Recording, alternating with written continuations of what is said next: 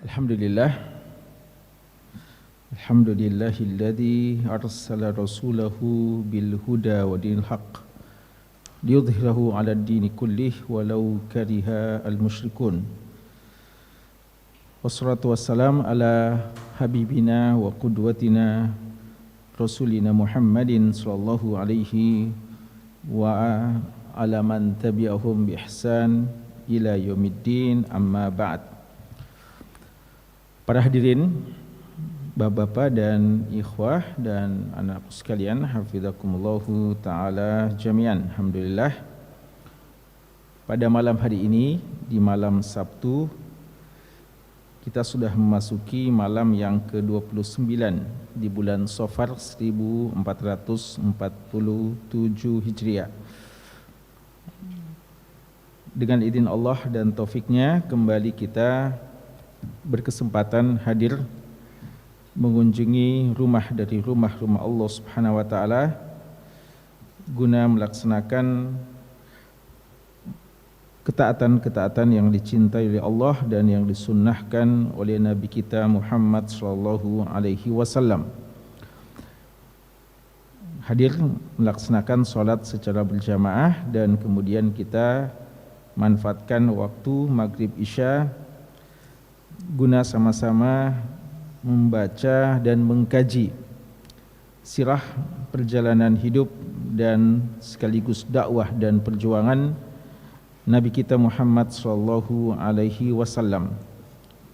Pelajaran kita pada malam Sabtu seperti biasa adalah pembahasan kitab Nafhatu Abir min Sirati Al-Bashir An-Nadhir sallallahu alaihi wasallam, semerbak wangi kisah sang Nabi, karya dari Syekh Dr. Yahya bin Ibrahim Al-Yahya hafizahullahu ta'ala. Jamaah sekalian, pada pembahasan kita yang lalu kita sudah menyelesaikan tentang hijrah Nabi kita Muhammad sallallahu alaihi wasallam. Kemudian Syekh menjelaskan kepada kita tentang amalan yang paling pertama kali, proyek yang paling pertama kali dilaksanakan oleh Nabi SAW ketika hijrah, yaitu pembangunan masjid, mulai dari Masjid Quba, lalu disusul Masjid Nabawi. Dan setelah itu, pembahasan kita yang terakhir, dalam dua pertemuan terakhir kita membahas tentang rumah-rumah Nabi sallallahu alaihi wasallam dan kaitannya karena rumah-rumah beliau itu adalah tempat-tempat istri beliau yang bersebelahan langsung dengan masjid beliau, Masjid Nabawi. Sekarang berikutnya yaitu tentang salah satu amalan yang dilakukan oleh Nabi kita SAW sebagai persiapan untuk berjuang dan berjihad, yaitu mempersaudarakan para sahabatnya dari kalangan muhajirin dan dari kalangan ansar. Dan kita tahu ya bahwa para sahabat-sahabat Nabi SAW yang berhijrah dari kota Makkah, mereka ketika meninggalkan kota Makkah, mereka sudah mendapatkan alternatif tempat tinggal, yaitu kota Madinah. Tapi paling tidak tersisa dua hal yang mereka tinggalkan, yaitu keluarga dan harta benda. Jadi mereka, para muhajirin, paling tidak meninggalkan tiga hal yang penting atau tiga hal yang pokok bagi kehidupan manusia, yaitu tempat tinggal, yang kedua keluarga, dan yang ketiga harta benda. Untuk tempat tinggal sudah ada alternatif pengganti, yaitu kota Madinah. Lalu bagaimana dengan harta benda yang telah mereka tinggalkan di kota Makkah? Sebagian sahabat berhijrah tanpa membawa sesuatu apapun. Bagaimana mereka bisa hidup tanpa adanya harta benda? Apa yang mereka bisa lakukan untuk mengembalikan harta mereka itu. Dan yang kedua juga adalah masalah yang sangat penting, kebutuhan terhadap keluarga, kebutuhan terhadap orang-orang yang memiliki perhatian kepada kita, membantu kita dan menyelesaikan persoalan-persoalan hidup kita. Inilah dua hal yang ingin diwujudkan oleh Nabi kita sallallahu alaihi wasallam. Dan caranya adalah dengan mempersaudarakan kaum Muhajirin dan Ansar. Bagaimana para sahabat-sahabat yang berhijrah, kaum Muhajirin, bisa mendapatkan keluarga, bahkan keluarga yang akan lebih baik daripada keluarga yang ditinggalkan. Dan ini akan kita baca nanti. Kita akan dapatkan bagaimana Allah Subhanahu wa taala menggantikan kepada sahabat alternatif yang lebih baik. Dan ini prinsip dalam kehidupan seorang muslim. Harus kita yakin apa yang dikatakan oleh ulama kita dan diriwayatkan dalam sebuah riwayat, walaupun lemah dari sisi sanad, tapi dari sisi makna benar. Man taraka syai'an lillah awwadahu khairan minhu. Man taraka syai'an lillah awwadahu Allahu khairan minhu. Siapa yang meninggalkan sesuatu karena Allah, niscaya Allah akan menggantikan untuknya dengan sesuatu yang lebih baik. Ya, yakin saja. Kapan kita meninggalkan sesuatu karena memang Allah larang sesuatu itu, atau Allah yang menyuruh kita meninggalkan sesuatu itu, yakinlah Allah tidak akan menyia-nyiakan kita. Allah Subhanahu wa taala akan menggantikan untuk kita alternatif yang jauh lebih baik. Dan itu yang dirasakan oleh para sahabat. Mereka telah meninggalkan keluarga-keluarga yang tentu saja secara naluri, secara tabi'i kita mencintai keluarga kita. Namun Islam mengajarkan bahwa ketika kita diperhadapkan dengan dua pilihan, pilihan keluarga tapi kufur dan memerangi Allah Subhanahu wa taala, dan pilihan harus meninggalkan mereka dan kita bersama dengan perintah Allah dan syariat Allah. Kita diperintahkan, diwajibkan bahkan untuk memilih yang kedua. Kita harus meninggalkan mereka. Bahkan banyak ayat yang menyebutkan seperti itu. Ya, Allah mengatakan, ya ayyuhalladzina amanu la tattakhidu aba'akum wa ikhwanakum awliya in istahabbul kufra 'alal iman. Wahai orang-orang beriman, jangan kalian menjadikan bapak-bapak kalian dan saudara-saudara kalian sebagai wali-wali bagi kalian jika bapak dan saudara kita lebih mengutamakan kekufuran daripada keimanan. Allah juga mengatakan, la tajidu qauman yu'minuna billahi wal yawmil akhir yuwadduna man haddallaha wa rasulahu walau kanu aba'ahum au abna'ahum au ikhwanahum au ashiratahum.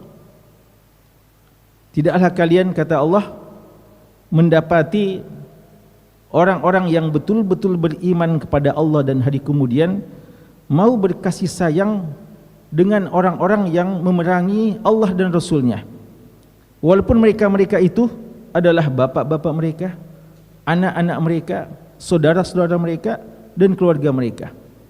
Bi amrih.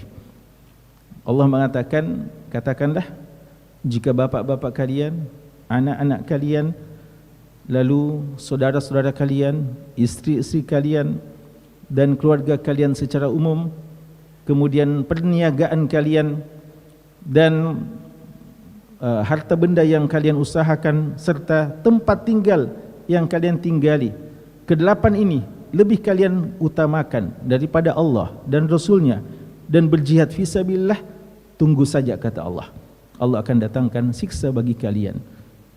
Dan Allah tidak memberikan hidayah kepada orang-orang fasik. Ayat ini dan beberapa ayat yang lain menegaskan bahwa dalam persoalan akidah kita terpaksa harus kadang berpisah dengan keluarga. Karena jika kita tidak berpisah di dunia pun akan dipisahkan di akhirat. Al-akhilla yauma idzin ba'dhum li ba'din adu illal muttaqin. Orang yang berkasih sayang di dunia ini tapi bukan karena pertautan agama, maka di hari kiamat akan saling benci-membenci, kecuali orang yang bertakwa saja.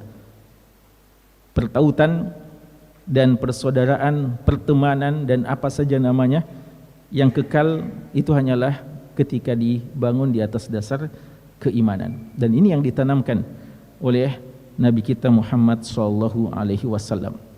Bukan berarti kita ingin menjauhi keluarga kita. Bahkan tugas kita adalah bagaimana mendakwahi mereka, menjadikan mereka keluarga kita dunia dan akhirat. Kita ingin bersama dengan mereka dunia dan akhirat. Namun sunnatullahnya, ketetapan Allah, kadang tidak semua keluarga kita yang mendukung agama ini, bahkan kadang menjadi musuh. Dalam keadaan seperti itu, maka kita diharuskan memilih agama kita ya, daripada hal-hal yang sifatnya persaudaraan karena nasab. Kali ini kita akan baca bagaimana Nabi kita sallallahu alaihi wasallam mempersaudarakan kaum Muhajirin, orang Makkah, dengan kaum Ansar, orang Madinah, yang tidak ada hubungan pertautan nasab sama sekali di antara mereka. Dan bagaimana mereka akhirnya, kaum Muhajirin harus berpisah dengan bapak-bapak mereka sebagiannya, ibu-ibu mereka sebagiannya, saudara-saudara dan anak-anak mereka. Itu pembahasan kita ya malam hari ini. Ya, tafadhal.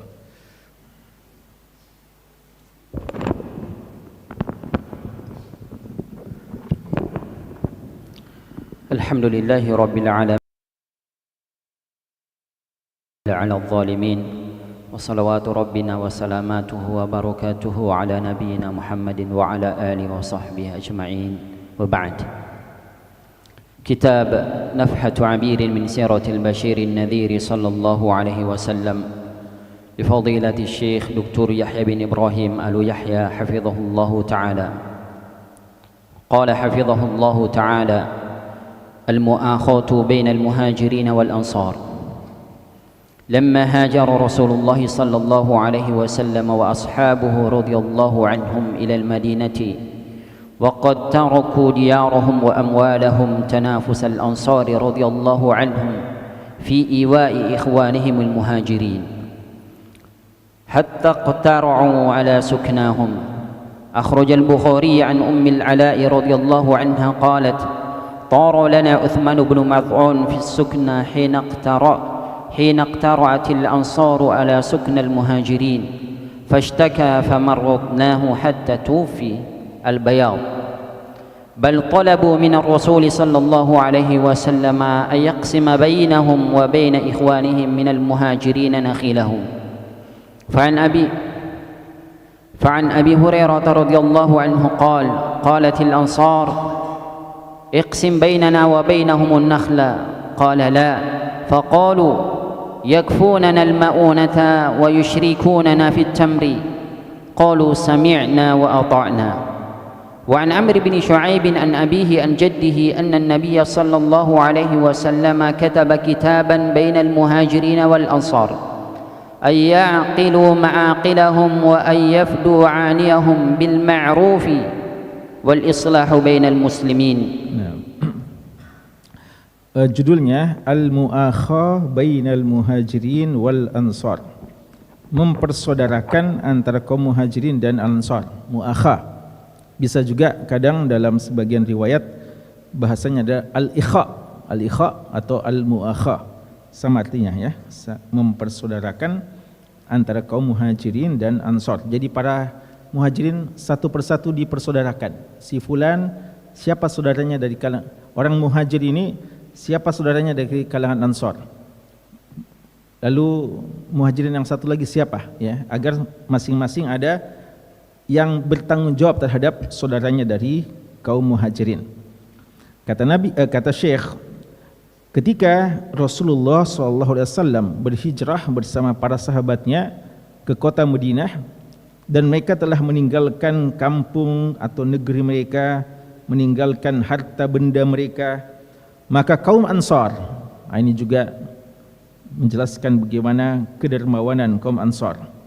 Kaum Ansar tanafasal Ansar, berlomba-lomba ya, jadi mereka tidak menunggu perintah, tidak menunggu instruksi, tidak menunggu arahan, bahkan mereka pada berlomba-lomba tidak secara terpaksa ya mereka memberikan bantuan kepada kaum Ansar. Mereka bahkan berlomba-lomba untuk bisa memberikan tempat kepada saudara-saudaranya dari kalangan Muhajirin. Dan karena mereka semuanya mau dan ngotot untuk merekalah yang membantu, merekalah yang memberikan tempat, akan Qur'ah. Qur'ah itu artinya undian ya. Karena semua mau. Sebelang saya yang tanggung ini, saya yang kasih tempat ini ya. Sehingga dibuat undian. Maka dibuatlah undian siapa yang memberikan tempat tinggal untuk fulan dan seterusnya. Imam Bukhari meriwayatkan dari Ummul Ala radhiyallahu anha, beliau mengatakan bahwa sahabat Utsman bin Maz'un radhiyallahu anhu, beliau memilih tempat ya, diberikan tempat, dan itu ketika kaum Ansar berundi untuk memberikan tempat kepada kaum Muhajirin. Maka kata Ummul Ala, ketika Utsman bin Maz'un sakit ya, jadi ini menjelaskan bahwa bukan sekadar mereka kasih tempat fasilitas silahkan tinggal, lalu bagaimana kamu nanti di sana, bagaimana makanmu, bagaimana keadaanmu dan seterusnya, pikirkan sendiri, tidak gitu ya. Di sini dikatakan sampai-sampai ketika Utsman bin Maz'un sakit, maka kami yang merawatnya. Jadi di samping fasilitas tempat juga masalah perawatannya, kami yang merawat hingga beliau wafat ya, hingga beliau wafat. Bahkan mereka kaum Ansar meminta kepada Nabi sallallahu alaihi wasallam. Jadi ini mereka yang meminta ya, mereka yang berinisiatif meminta kepada Nabi sallallahu alaihi wasallam agar dibagikan milik mereka dengan saudara-saudara mereka dari kalangan Muhajirin, yaitu pohon kurma. Ya, jadi di antara andalannya orang-orang Madinah adalah pohon-pohon kurma. Dikenal ya dengan pohon kurmanya. Umumnya mereka memiliki pohon kurma. Karena itu mereka minta izin kepada Nabi SAW agar pohon-pohon kurma mereka itu bisa dibagi saja kepada keluarga-keluarga mereka yang baru, yaitu saudara kalangan Muhajirin. Kata Abu Hurairah radhiyallahu anhu, berkata orang-orang Ansar, bagikan antara kami dan saudara-saudara kami pohon kurma kami. Rasulullah awalnya mengatakan tidak ya. Rasulullah juga tidak ingin menegaskan. Mereka mengatakan kami yang menanggung perawatannya dan seterusnya. Jadi biaya tentu saja pohon ya perlu dirawat dan ada biaya yang dikeluarkan. Kata mereka, kata orang-orang Ansar, masalah perawatan pohon-pohonnya nanti itu tanggungan kami, dan hasilnya kita akan bagi bersama ya, kita akan bagi bersama. Dan mereka mengatakan kami tetap siap dengan arahan, mendengar dan menaati dari arahan Nabi sallallahu alaihi wasallam.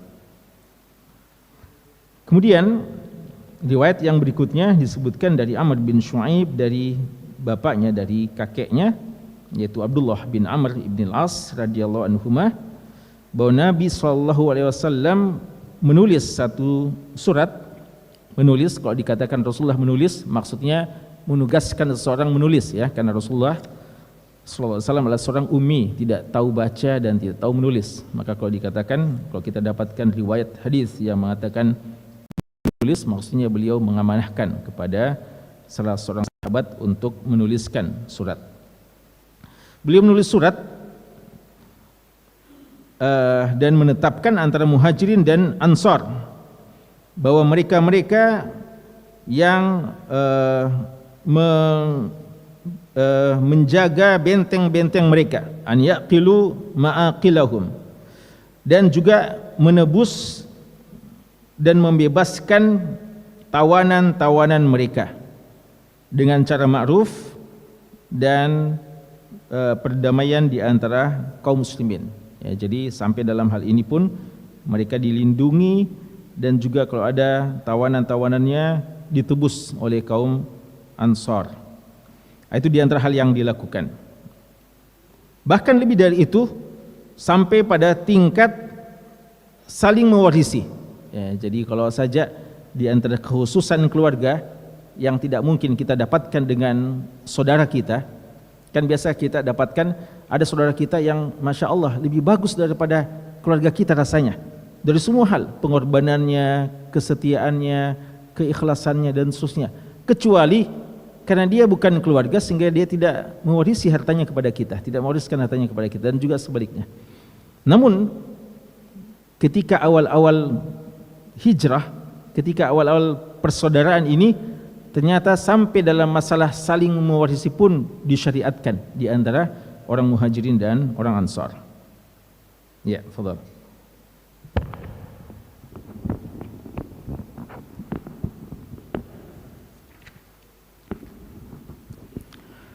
ثم إن الرسول صلى الله عليه وسلم آخى بين المهاجرين والأنصار، فكانت هذه الآصرة أقوى من آصرة النسب، فكانوا يتوارثون بها دون ذوي أرحامهم. فعن ابن عباس رضي الله عنهما في قوله تعالى: ولكل جعلنا موالي، قال ورثه. كان المهاجرون لما قدموا المدينة يرث المهاجر الأنصار دون ذوي رحمه للأخوة التي آخى النبي صلى الله عليه وسلم بينهم. فلما نزلت ولكل جعلنا موالي نسخت، ثم قال: والذين عقدت أيمانكم، وفي هذه والذين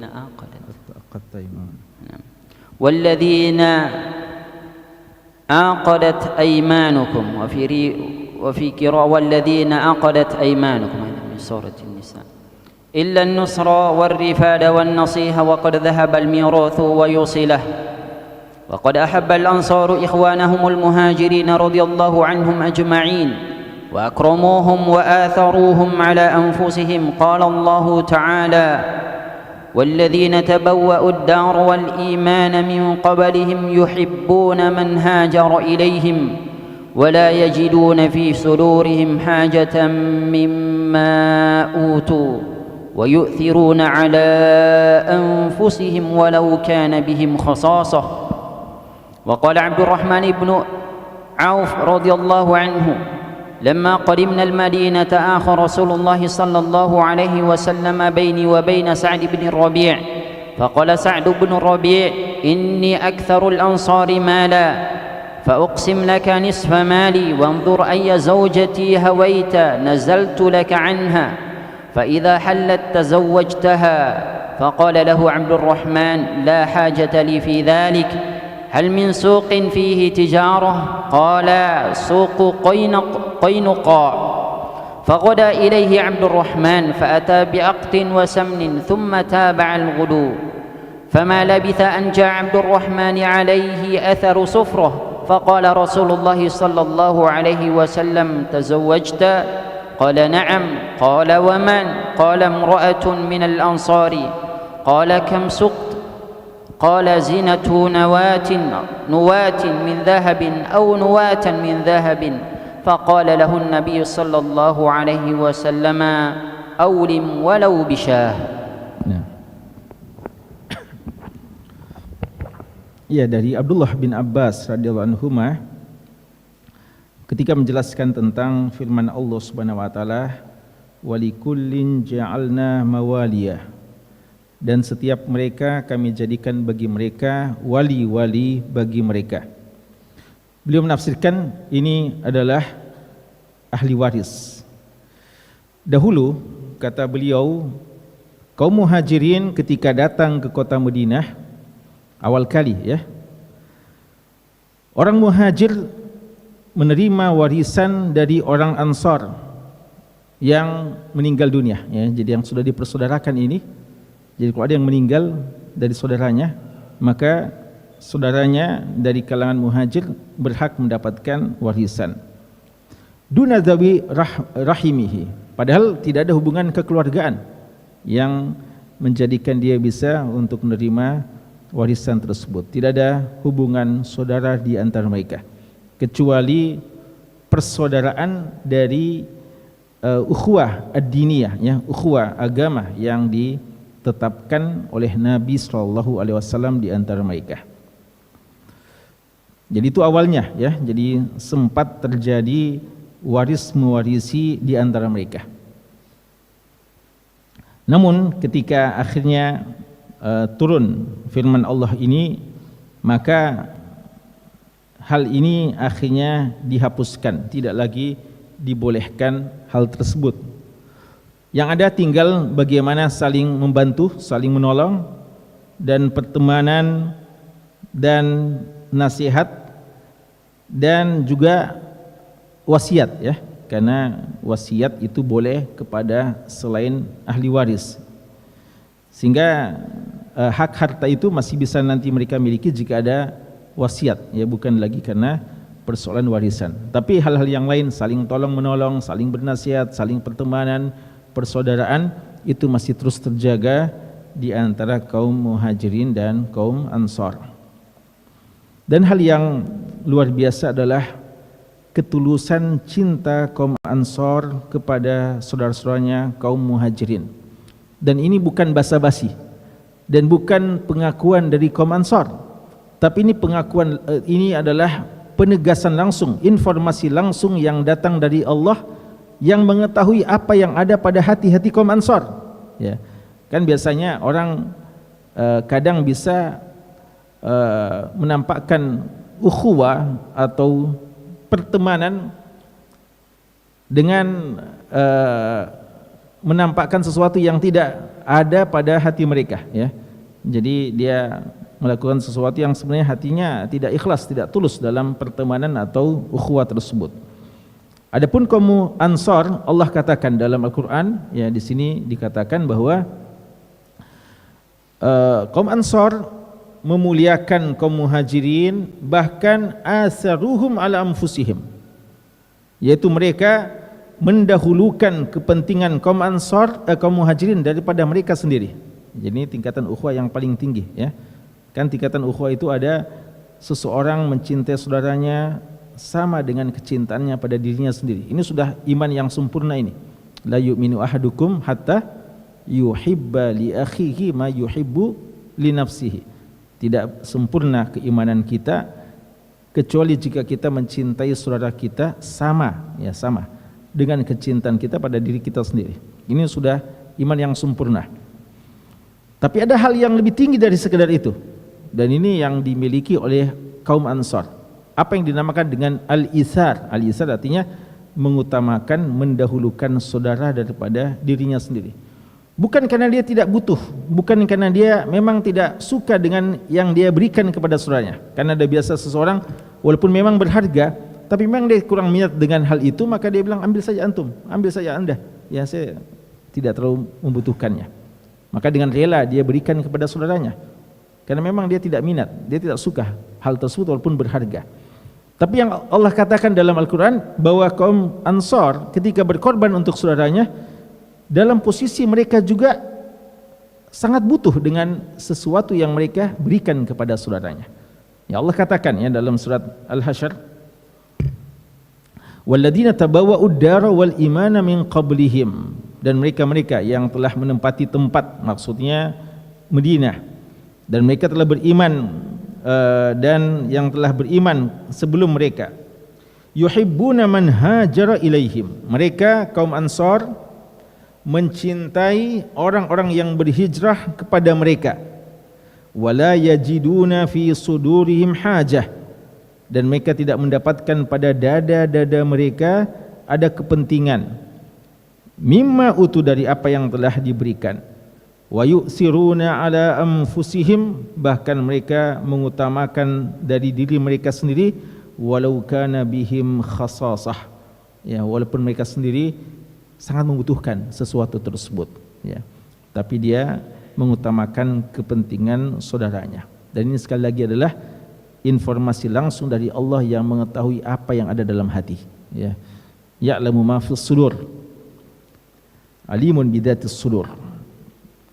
Contohnya gimana? Nah, ini diberikan contoh ya, contoh yang sering kita dengarkan. Sebenarnya masih banyak contoh-contoh yang lain, tapi ini contoh yang paling populer ya dari dua sahabat yang mulia, sahabat Abdurrahman bin Auf radhiyallahu anhu dari kalangan Muhajirin.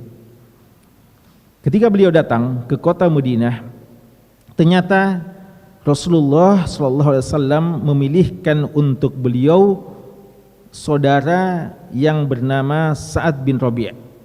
Jadi Nabi kita SAW mempersaudarakan Abdurrahman bin Auf dengan salah seorang sahabat dari kota Madinah yang bernama Sa'ad bin Rabi'. Apa kata Sa'ad bin Rabi' kepada saudaranya Abdurrahman bin Auf? Beliau bilang, ya, beliau tidak pendam ya dan tidak rahasiakan harta bendanya. Beliau bilang kepada sahabatnya ini aksarul ansori mala. Bahkan beliau mengaku, saya ini, kata Sa'ad bin Rabi', saya ini adalah penduduk Madinah yang paling banyak hartanya. Beliau bilang gitu, ya. Jadi beliau tidak simpan-simpan ya, beliau tidak sembunyikan hartanya. Beliau sampaikan secara terus terang kepada Abdurrahman bin Auf, saya ini adalah orang yang paling banyak hartanya di kalangan kaum Ansar. Maka saya mau bagikan harta saya setengah. Ya, jadi setengah saya, setengah untuk kamu. Nah, ini tingkatan apa? Mencintai saudara sama dengan kecintaan pada diri sendiri. Dibagi dua. Ya. Kalau hartanya, ya ini banyak ya. Kira-kira berapa harta banyak itu? 1 miliar. Sedikit ya? Berapa biasa? 17 triliun. Ya. Berapa biasa itu kalau orang-orang korupsi itu biasa berapa itu nih mereka? Ya. Pokoknya harta yang paling banyak lah. Dibagi dua. Ya. Ini tentu saya bukan harta korupsi nih ya, ini harta bersih semuanya. Dikatakan bahwasanya saya akan bagi dua harta saya dengan hartamu, harta untuk kamu. Ini namanya mencintai saudara sama dengan kecintaan pada diri sendiri. Kemudian yang kedua, ini bukan lagi mencintai sebagaimana cinta pada diri sendiri, tapi inilah itsar. Apa itu? Beliau bilang, dan saya punya dua istri, maka lihatlah siapa di antara kedua istri saya yang paling kamu sukai. Ya, ini tidak bisa, ini dibagi dua, tapi diutamakan dia ya, kamu yang pilih. Dia tidak bilang tunggu ya, saya pilih dulu yang mana yang paling saya sukai baru saya kasih kamu yang kurang saya sukai. Ya, beliau bilang silahkan pilih, kamu lihat siapa yang lebih kamu sukai, maka nazaltu laka, saya bisa mengalah anha. Nanti saya ceraikan dan kalau sudah selesai masa iddahnya silahkan kamu menikahinya.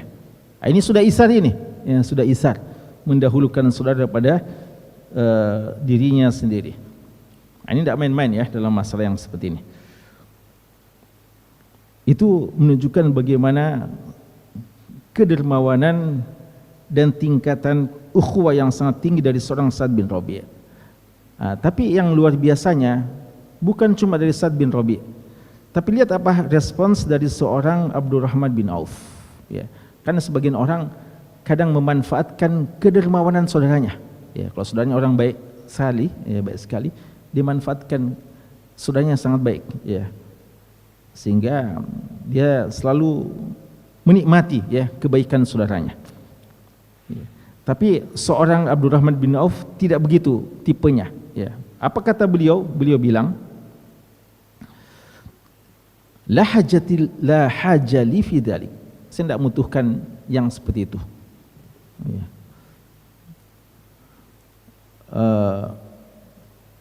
Hal min suq fihi tijarah. Apakah di kota Madinah ini ada pasar yang di sana aktivitas jual beli ramai?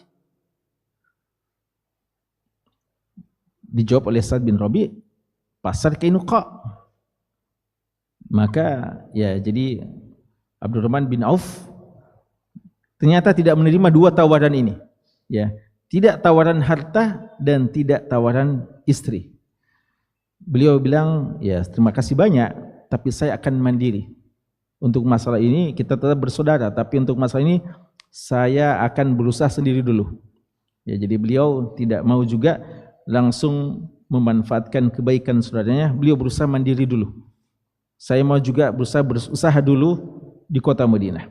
Tunjukkan pasar apa yang paling ramai di kota Madinah. Lalu dikatakan, direkomendasikan pasar Qainuqa. Maka besok harinya beliau langsung, Abdurrahman bin Auf langsung datang membawa menjual kismis kering atau menjual keju dan beberapa makanan-makanan pokok yang ada di kota Madinah. Kemudian besoknya lagi dan besoknya hingga artinya beliau sudah berusaha dan nanti akan menjadi salah seorang saudagar, pedagang yang kaya. Dan itu berlangsung terus hingga suatu saat, itu tadi masalah ekonomi Abdurrahman bin Auf yang sudah dibangun dan alhamdulillah sudah akhirnya beliau mendapatkan keuntungan dari perdagangannya. Tapi bagaimana dengan masalah tawaran kedua tadi? Ya, tawaran kedua yang beliau juga tidak terima.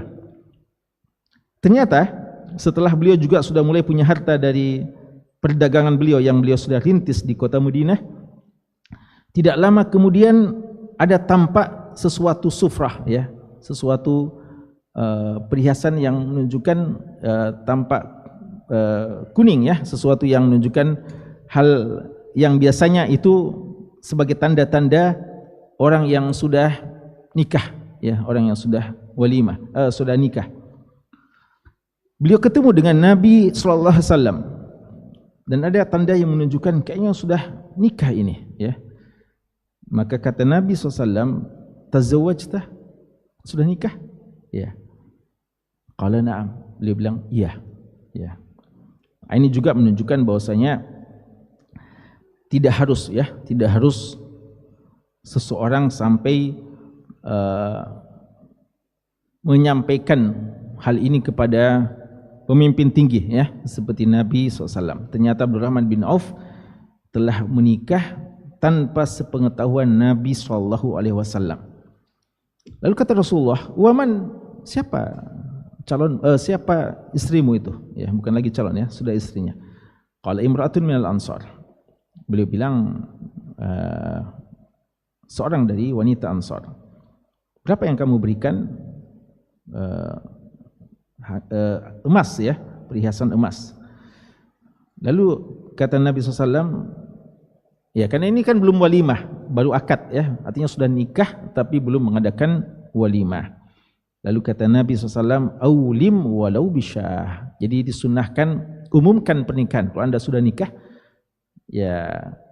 sembunyi-sembunyinya sah saja, tapi tidak nyunah, sunnahnya diumumkan, sunnahnya dibuat walimah, walaupun sederhana, walaupun sekedar menyembelih satu domba syah.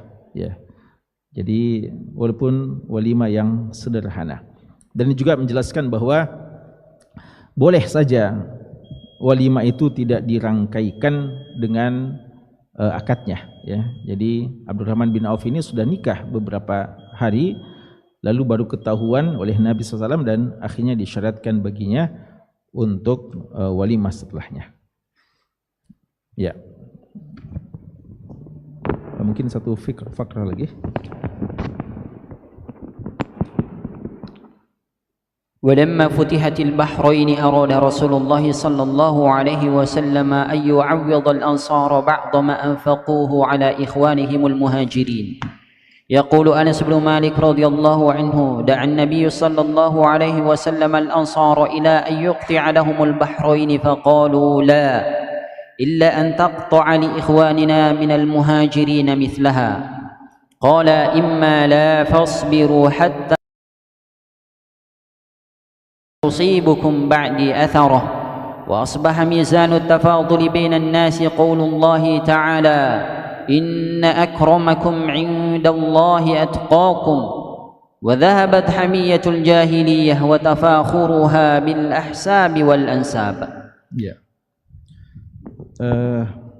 Kemudian di antara bukti bagaimana cinta kaum Ansar kepada kaum Muhajirin, ketika Bahrain sudah takluk dan mereka mengirimkan jizyah kepada Nabi SAW sebagai bukti ketundukan terhadap pemerintahan Islam, maka Rasulullah SAW ingin menggantikan untuk Ansor apa yang selama ini mereka telah infakkan untuk saudara-saudaranya kaum Muhajirin.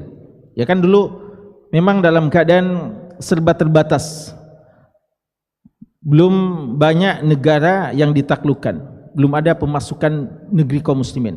Namun ketika telah terjadi penaklukan pada sebagian negara, sudah ada pemasukan negara kaum muslimin waktu itu, di antaranya ketika Bahrain ditaklukkan. Maka sudah ada pemasukan ini. Nabi SAW merasa kayaknya perlu diganti ini, apa yang telah dikorbankan sebelumnya oleh kaum Ansor. Ya, mereka telah berjuang, mereka telah menginfakkan banyak hartanya, memberikan kepada kaum Muhajirin. Rasulullah menganggap ini kayaknya seperti seakan-akan bagaikan utang yang perlu dibayarkan kepada kaum Ansor. Maka mumpung ada harta dari Bahrain, maka Nabi SAW ingin memberikan kepada kaum Ansor. Berkata Anas bin Malik radhiyallahu anhu, Nabi SAW memanggil kaum Ansor untuk memberikan kepada mereka dari harta yang telah didapatkan dari negeri Bahrain. Apa jawaban kaum Ansor? Ya, mereka dikasih nih untuk mereka khusus, tidak dikasih untuk Muhajirin, karena memang sebagai kompensasi dari apa yang telah mereka berikan kepada kaum Muhajirin selama ini. Tapi ternyata jawaban mereka bilang, tidak wahai Rasulullah, kecuali jika saudara-saudara kami dari kalangan Muhajirin juga dapat bagian. Ya, padahal memang ini sebenarnya sebagai pengganti dari apa yang selama ini mereka telah keluarkan. Tapi mereka bilang tidak. Ya, artinya mereka telah ikhlaskan apa yang telah mereka berikan kepada saudara-saudaranya dari kalangan Muhajirin, dan kalau dapat lagi bagian mesti dibagi juga kepada kaum Muhajirin.